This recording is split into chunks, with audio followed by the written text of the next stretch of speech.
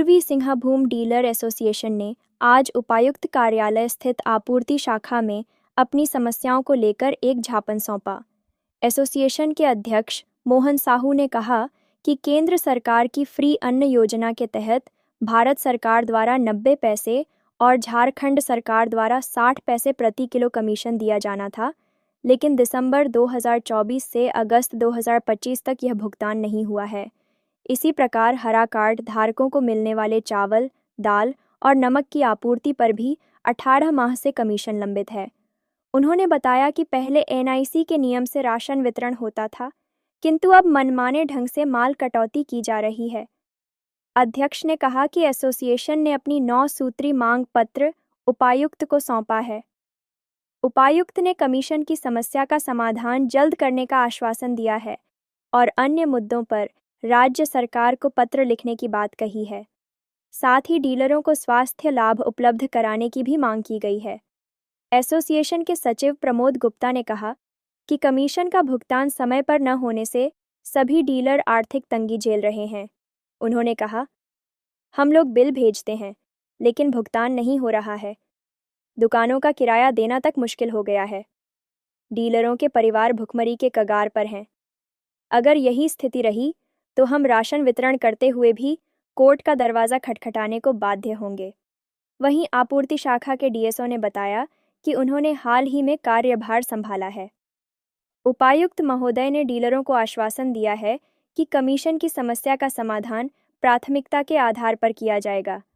मैं 2 दिन पहले यहाँ पर आया, आते के साथ जो भी इनका हमसे बात किए हैं, हम लोग स्टेट लेवल पर कम्युनिकेट कर रहे हैं और हम लोग को जल्द से जल्द डीलर का कमीशन दिलाने का प्रयास करेंगे। आज हम लोग केंद्र सरकार की योजना है जो फ्री में प्रधानमंत्री अन्न योजना वाला, जिसमें सरकार के भारत सरकार के पास से 90 पैसा कमीशन है, 60 पैसा के राज्य सरकार से। जो 1.5 रुपये जो किलो कमीशन है, सरकार के द्वारा 9 महीना से दिसंबर से लेकर अगस्त तक अभी तक कमीशन नहीं मिला है।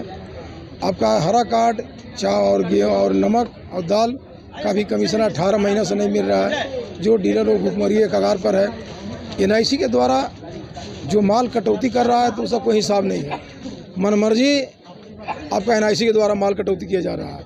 बहुत सा डीलर को पहले कहा था कि उसका हिसाब रहता था कि आपको इस महीना का इतना माल कटौती हो रहा है, चावल इतना, गेहूँ इतना, लेकिन आज के समय में उसका कोई हिसाब नहीं है। अब क्या करेंगे? अभी हम लोग उपायुक्त महोदय के 9 सूत्री मांग पत्र दिए हैं।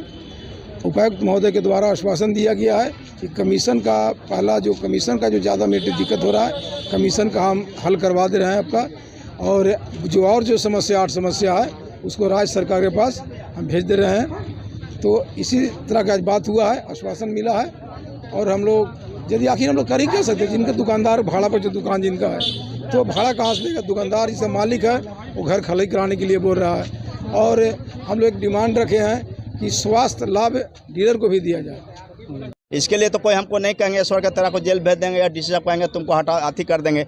हम कोर्ट के लिए तो स्वतंत्र है, तो हम राशन बांटते हुए भी कोर्ट जा सकते हैं।